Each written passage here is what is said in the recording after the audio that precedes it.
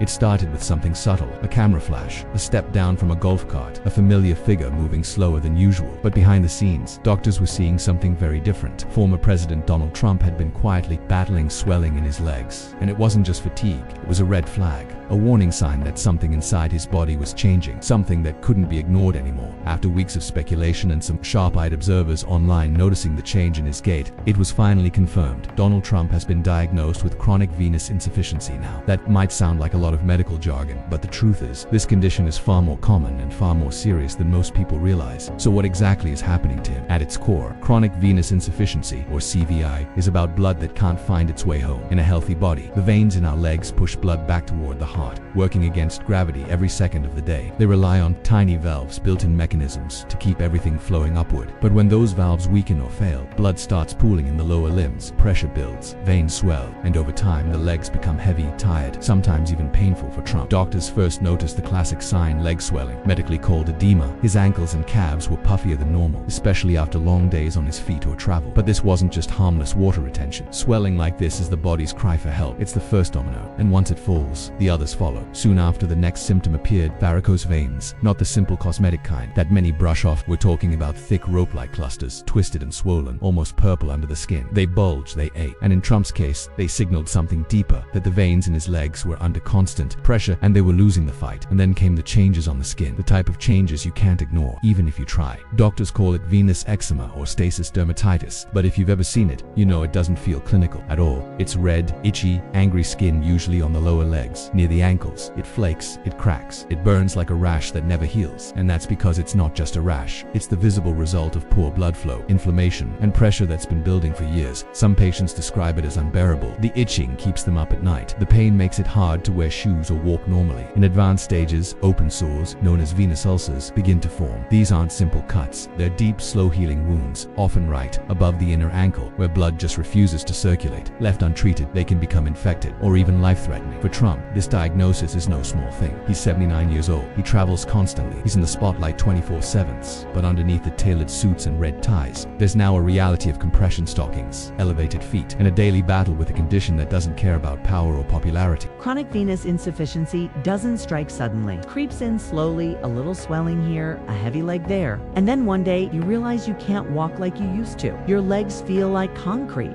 Your skin won't stop itching, and every step reminds you that your body is fighting gravity and losing. But here's the thing, Trump's diagnosis isn't rare. It affects over 25 million people in the United States alone. It's more common in people over 50, but age isn't the only factor. If you sit for long hours, you stand all day, if you've had injuries or clots, or just bad circulation in the family, you could be next. CVI doesn't care who you are, quiet, persistent, and often ignored until it's too late. So what's next for Trump? Treatment for chronic venous insufficiency isn't glamorous. It involves lifestyle changes, daily leg elevation, and compression therapy. Those tight socks no one likes to wear. In some cases, minimally invasive vein procedures are needed to seal off damaged veins and reroute blood flow. But even then, it's a lifelong condition, one that needs constant management. This isn't a sprint. It's a marathon with no finish line. And for someone constantly in motion, both politically and physically, that's a serious shift. But maybe there's something